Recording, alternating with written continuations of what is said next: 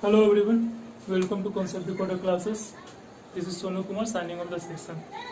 आज हम लोग केमिस्ट्री का फर्स्ट चैप्टर स्टार्ट करेंगे और फर्स्ट चैप्टर का नाम क्या है? Chemical reaction and equation. ठीक है, मतलब इस चैप्टर में हम लोग केमिकल रिएक्शंस की बात करेंगे और केमिकल इक्वेशंस का बात करेंगे. केमिकल रिएक्शन क्या होता है, केमिकल इक्वेशन क्या होता है, ये दोनों क्या सेम है या डिफरेंट है, इसके बारे में हम लोग समझेंगे. तो देखोगे केमिकल रिएक्शन किसी चेंज का हाइपोथेटिकल ऑर्डर में मैकेनिज्म को जानना, उसको हम बोलते हैं केमिकल रिएक्शन. जब कभी भी चेंज होता है उस चेंज को हाइपोथेटिकल ऑर्डर में जानना या हाइपोथेटिकल मैकेनिज्म उसका जानना, उसको हम क्या बोलते हैं? Chemical reaction. ठीक है, और उस हाइपोथेटिकल मैकेनिज्म को सिंबल और वर्ड के फॉर्म में रिप्रेजेंट करना, ये कहलाता है अपना केमिकल इक्वेशन. तो chemical reaction and chemical equation को समझने से पहले अपने को चेंज के बारे में जानना बहुत जरूरी है कि आखिर ये चेंज क्या होता है. चेंज क्या होता है? चेंज, इसका हिंदी मतलब होता है परिवर्तन. ठीक है, चेंज का मतलब क्या होता है? परिवर्तन. और परिवर्तन संसार का नियम है. जैसे कि हमारे नेचर में हर पल कुछ न कुछ चेंज होते रहता है. जैसे दिन से रात का होना is a kind of change. Water से आइस का फॉर्मेशन होना is a kind of change. ठीक है, फ्रूट का राइपनिंग होना is a kind of change. भोजन का डाइजेशन होना is a kind of change. दूध से दही का जमना is a kind of change.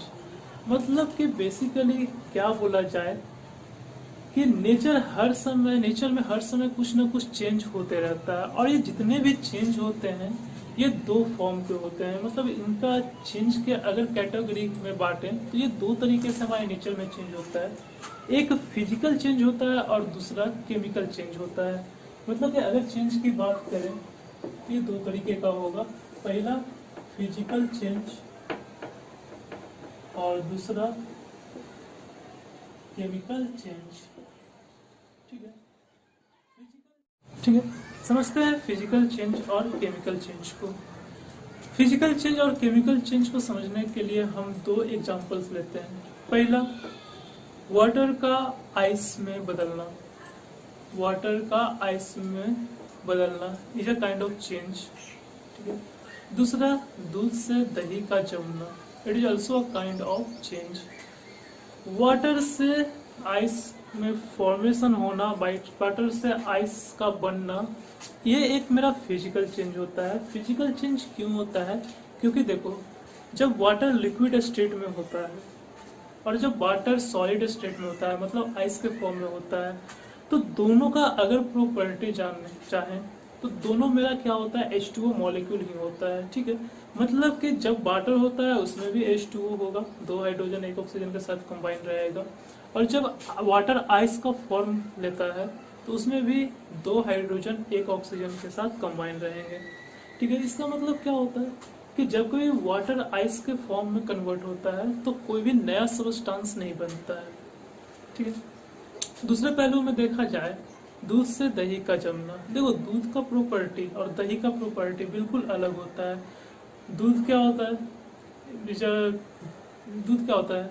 एक तरह का मीठा सब्सटेंस होता है. बट दही क्या होता है? खट्टा सब्सटेंस होता है. ठीक है, मतलब दूध का प्रॉपर्टी और दही का प्रॉपर्टी, दोनों का प्रॉपर्टी में काफी अंतर होता है. तो जब दूध दही में जमता है, जब कर्डलिंग ऑफ मिल्क होता है, तो दूध से एक नया सब्सटेंस फॉर्म होता है दही का. ये जो नया सब्सटेंस फॉर्म हुआ, इस तरह के चेंज को हम बोलेंगे केमिकल चेंज. मतलब फिजिकल चेंज क्या होता है? वैसा चेंज जिसमें कोई भी नया सब्सटेंस फॉर्म ना करे. और केमिकल चेंज क्या होगा? वैसा चेंज जिसमें नया सब्सटेंस फॉर्म करे. ठीक है, उसको क्या बोलेंगे? Chemical change. तो लिखेंगे, सबसे पहला हेडिंग इसमें देंगे फिजिकल चेंज. फिजिकल चेंज क्या होगा? वैसा चेंज जिसमें कोई भी नया सब्सटेंस का फॉर्मेशन ना हो, कोई भी नया सब्सटेंस ना बने, जो पहले था जिस फॉर्म में था वही फॉर्म रहता है, मतलब कि उसके मॉलिक्यूल्स में या तो फिर उसके प्रॉपर्टी में कोई भी चेंज ना आए, उस तरह के चेंज को हम बोलेंगे फिजिकल चेंज। तो those changes in which no new substances are formed are known as physical change. लिखेंगे those changes in which no new substance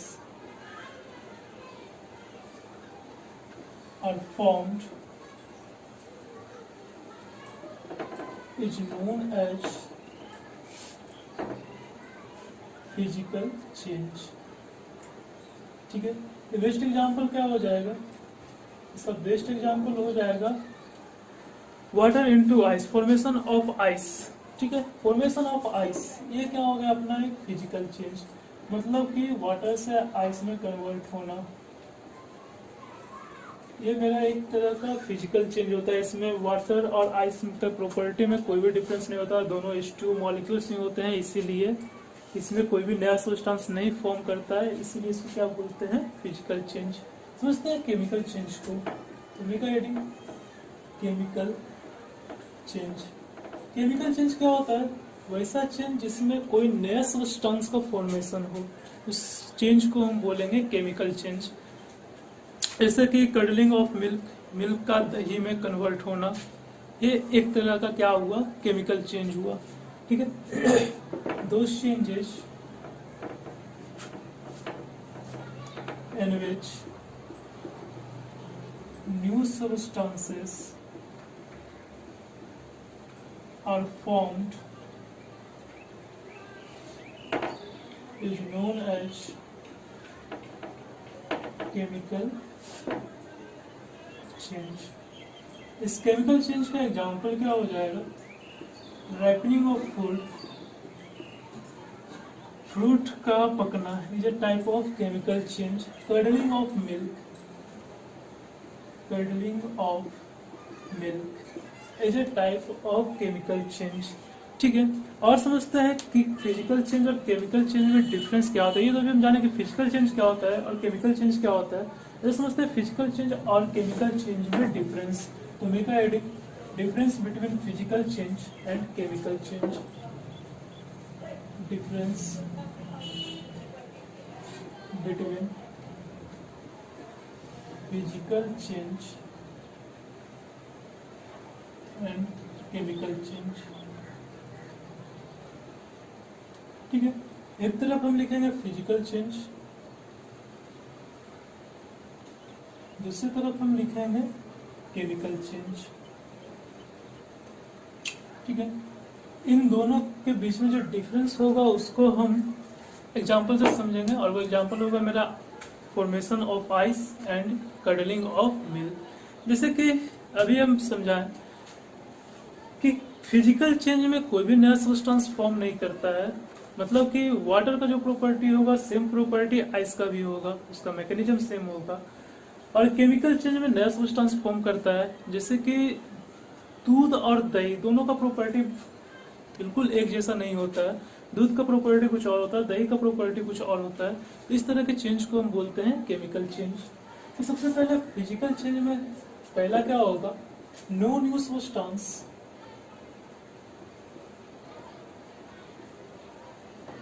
is formed.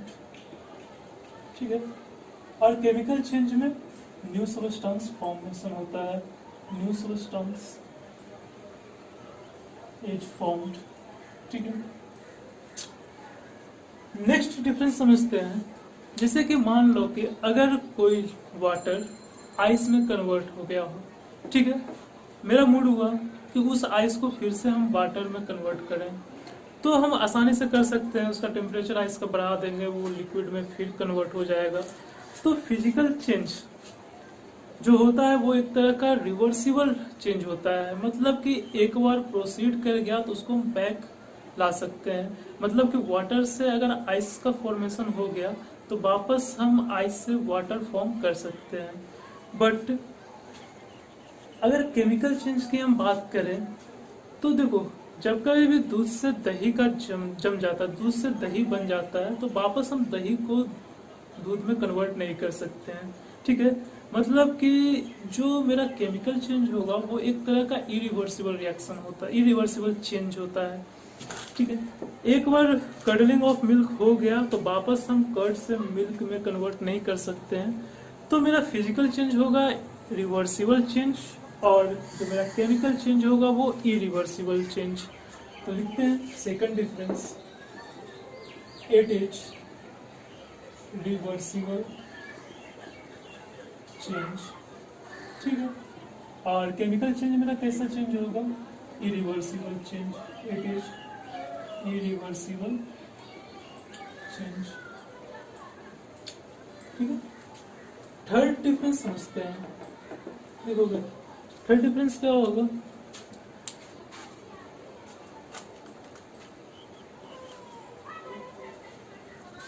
पूरा है रिकॉर्डिंग। चलोगे थर्ड डिफरेंस क्या होता है समझते हैं, जैसे कि वाटर का आइस में कन्वर्ट होना। ठीक है, क्या यह लंबे समय तक रहता है, नहीं। जैसे थोड़ा सा भी टेम्परेचर अगर इंक्रीज करेगा तो वापस वो आइस वाटर में कन्वर्ट हो जाएगा, या थोड़ा सा भी वाटर का टेम्परेचर डिक्रीज करेगा तो वो फौरन तुरंत ही आइस में कन्वर्ट हो जाएगा।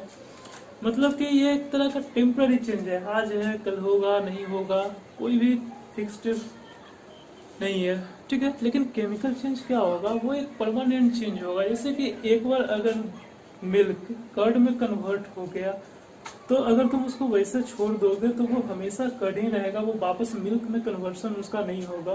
तो फिजिकल चेंज मेरा जो होता है वो एक तरह का टेम्पररी चेंज है, और जो मेरा केमिकल चेंज होता है वो एक तरह का परमानेंट चेंज होता है। जैसे कि क्या, आइस बदल गया, फिर आइस से तुरंत वो वाटर में कन्वर्ट हो सकता है, लेकिन मिल्क मेरा एक बार जो कर्ड बन गया तो फिर वापस से कर्ड नहीं, वापस से मिल्क नहीं फॉर्म होगा। तो इस तरह के चेंज को हम क्या करके डिफरेंशिएट करते हैं। तो लिखोगे physical change, it is a temporary change,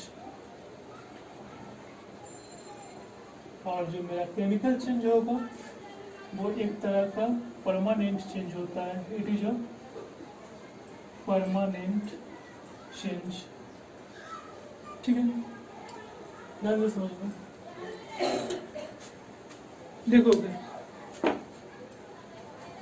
nature में जैसे ही टेम्परेचर डिक्रीज होता है तो मेरा जो लिक्विड होता है वाटर वो तुरंत सॉलिड स्टेट में फॉर्म कर जाएगा। मतलब कि वो क्या होगा कि नेचर का टेम्परेचर हमारे एटमॉस्फेयर के टेम्परेचर से वो एक फॉर्म से दूसरे फॉर्म में कन्वर्ट हो जाता है। लेकिन अगर मिल्क से कर्ड बनाना है, ठीक है, तो दही को जमाने के लिए अपने को दूध का टेम्परेचर 36 से 37 डिग्री सेल्सियस तक रखना होता है। जब तक तुम मिल्क का टेम्परेचर 36 डिग्री और 37 डिग्री नहीं रखोगे, एक मिल्क कभी भी कर्ड में फॉर्मेशन नहीं हो सकता, कर्ड कभी भी फॉर्म नहीं होगा। ठीक है, इसका मतलब क्या होगा कि फिजिकल चेंज, जैसे कि वाटर को आइस में कन्वर्ट करने के लिए अपने को कोई भी एक्स्ट्रा एनर्जी प्रोवाइड नहीं करवाना होता है। अगर नेचर उसके फेवरेबल हुआ तो वो कन्वर्जन हो ही जाएगा। लेकिन केमिकल चेंज करवाने के लिए हम लोग क्या करते हैं, बाहर से टेम्परेचर या एनर्जी को प्रोवाइड करवाते हैं। ठीक है, तो फिजिकल चेंज जो मेरा होगा वो क्या होता है, फिजिकल चेंज में कोई भी एक्स्ट्रा एनर्जी का प्रोवाइडेशन नहीं होता, प्रोवाइड हम लोग नहीं करते। केमिकल चेंज में एक्स्ट्रा एनर्जी को प्रोवाइड करते हैं। मतलब कि फिजिकल चेंज में कोई भी टेम्परेचर का रिक्वायरमेंट नहीं होता है, बट केमिकल चेंज में टेम्परेचर का रिक्वायरमेंट होता है। अब जैसे कि समझ लो ना कि 0 डिग्री सेल्सियस पे वाटर आइस में कन्वर्ट होना स्टार्ट हो जाता है। ठीक है, -2 डिग्री में वो वाटर जो होगा वो आइस में कन्वर्ट होगा, -3 डिग्री में भी वो आइस में कन्वर्ट होगा। इसका कोई फिक्स्ड टाइम नहीं है, जैसे टेम्परेचर कम होगा वो आइस में कन्वर्ट होना स्टार्ट कर जाएगा। लेकिन क्या होता है केमिकल चेंज में कि जैसे कि मान लो मिल्क से कर्ड का जमना, ठीक है, मिल्क से कर्ड में जमना, ये जो प्रोसेस होता है ये होता है 36 और 37 डिग्री सेल्सियस पे। अगर टेम्परेचर को हम दुगना कर दें तो मिल्क से दही का जमना, इसका जो टाइम लगता है, इसमें टाइम जो होता है वो कम जाएगा। मतलब जैसे तुम टेम्परेचर को बढ़ाओगे टाइम भी ऑटोमेटिक कम जाएगा। इसका मतलब क्या कि जो केमिकल चेंज हो रहा है उसमें टेम्परेचर का बहुत बड़ा रोल है। मतलब कि एक्स्ट्रा बाहर से एनर्जी जो हम लगाते हैं उसका रोल है। जैसे कि मान लो कि एक दही अगर 8 घंटा में 36 डिग्री सेल्सियस पे 8 घंटा में जमता है, ठीक है। अगर हम 36 डिग्री से दुगना कर दें टेम्परेचर, मान लो 72 डिग्री सेल्सियस कर दें, तो जो दही बनने का रेट होगा वो भी कम हो जाएगा। पहले 8 घंटा में बनता था, अभी क्या बनेगा, 4 घंटा में बनेगा। तो इसका मतलब क्या कि फिजिकल चेंज में कोई भी टेम्परेचर रिक्वायरमेंट नहीं होता है, बट केमिकल चेंज में टेम्परेचर रिक्वायरमेंट होगा। तो no external temperature requirement, but chemical change में क्या होगा, external energy is required, external temperature is required, ठीक है। अगर ध्यान से समझते हैं, देखो ये था अपना डिफरेंस बिटवीन फिजिकल चेंज और केमिकल चेंज। देखो जरा ध्यान से एक बात को समझना, नोट में लिख लेना इस बात को। जब कभी भी नोट में इस बात को लिखना, behind every chemical change there is a reaction known as chemical reaction. मतलब कि जब कभी भी केमिकल चेंज होगा तो उसके पीछे एक रिएक्शन होगा और उस रिएक्शन को हम बोलते हैं केमिकल रिएक्शन, ठीक है। जैसे कि दूध से दही का जमना, दूध से दही का जमना इस तरह का क्या है, एक तरह का केमिकल चेंज है। इस केमिकल चेंज के पीछे कोई ना कोई दूध में रिएक्शन हुआ होगा और ये जो रिएक्शन हुआ होगा इसी रिएक्शन को हम बोलते हैं केमिकल चेंज, केमिकल रिएक्शन। तो लिखो इस नोट में इस बात को, behind every chemical change there is a reaction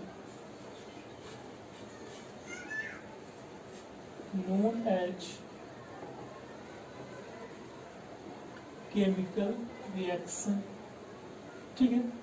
तो अब जरा समझते हैं कि केमिकल रिएक्शन क्या होता है। तुम्हें क्या रेडी, केमिकल रिएक्शन। देखोगे केमिकल रिएक्शन क्या होता है, ध्यान से समझना। जब कभी दो या दो से अधिक सब्सटेंस आपस में रिएक्ट करते हैं और रिएक्ट करने के बाद कोई नया सब्सटेंस फॉर्म होता है तो इस तरह के रिएक्शन को हम बोलते हैं केमिकल रिएक्शन। इसका मतलब क्या कि न्यू सब्सटेंस किसमें फॉर्म होता है, हमेशा केमिकल चेंज में फॉर्म होता है। केमिकल चेंज हो रहा है इसका मतलब उसके पीछे कोई ना कोई रिएक्शन होगा, ठीक है। तो केमिकल रिएक्शन को डिफाइन कैसे करते हैं, if two or more than two substances react together and form a new substance then the process is known as chemical reaction, ठीक है। तो इसी चीज को लिखते हैं, the process in which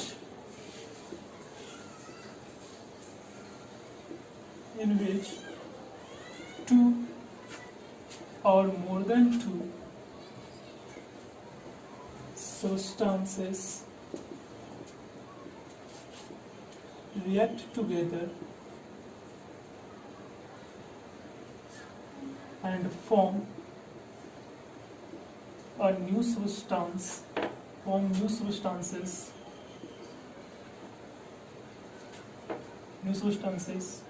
is known as chemical reaction। मतलब कि जब दो या दो से अधिक सब्सटेंस आपस में रिएक्ट करते हैं, कंबाइन करते हैं और एक नया सब्सटेंस का फॉर्मेशन होता है, इस प्रोसेस को हम क्या बोलते हैं, केमिकल रिएक्शन। जैसे क्या कि मान लो कि हाइड्रोजन और ऑक्सीजन आपस में कंबाइन किया, रिएक्ट किया और रिएक्ट करने के बाद एक नया सब्सटेंस H2O बना। तो इस पूरे प्रोसेस को, ये जो हाइड्रोजन और ऑक्सीजन का मिलना, मिल के वाटर का फॉर्मेशन होना, इस पूरे प्रोसेस को हम क्या बोलेंगे, केमिकल रिएक्शन बोलेंगे, ठीक है। ऐसा नहीं है कि दो मॉलिक्यूल हाइड्रोजन रिएक्ट करेगा ऑक्सीजन दो मॉलिक्यूल के साथ और वो वाटर फॉर्म करेगा। ये एक तरह का हाइपोथेटिकल चीज है, मतलब कि ऐसा होता है और उस चीज को हम ये पढ़ते हैं, और इस चीज को जो पढ़ते हैं इसको हम क्या बोलते हैं, केमिकल रिएक्शन बोलते हैं। ठीक है, तो इसको बैलेंस हम करेंगे। ठीक है, बैलेंस करना सिखाएंगे थोड़ी देर के बाद। तो समझना, यहाँ पे दो सब्सटेंस आपस में रिएक्ट किया, कंबाइन किया और एक नया सब्सटेंस का फॉर्मेशन हुआ। ये जो नया सब्सटेंस का फॉर्मेशन हुआ, इस पूरे प्रोसेस को हम बोलते हैं केमिकल रिएक्शन। जैसे कि नया सब्सटेंस कैसे हुआ, हाइड्रोजन मेरा एक तरह का गैस होता है, ऑक्सीजन भी मेरा एक तरह का गैस होता है। ठीक है, इन दोनों का प्रॉपर्टी अलग है।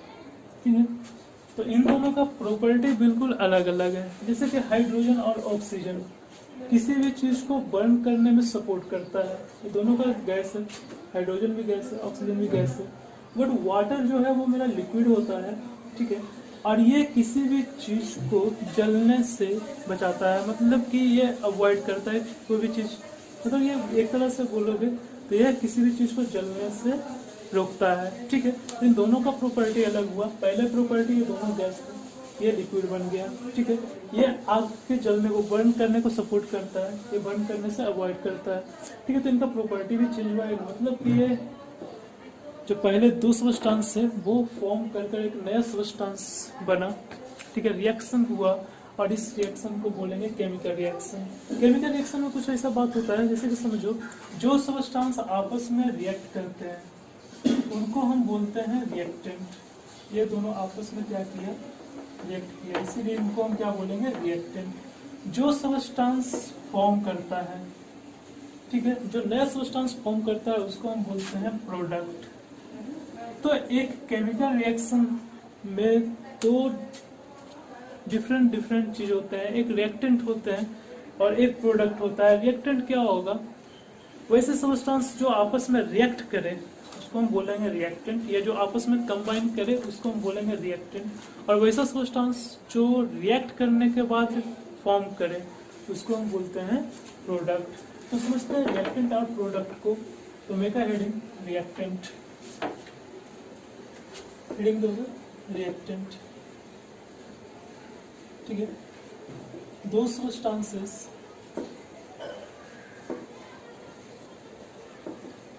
which combine together to form new substance is known as reactant। ठीक है, प्रोडक्ट किसको बोलेंगे, दो substances which formed after a chemical reaction is known as product। Those substances which form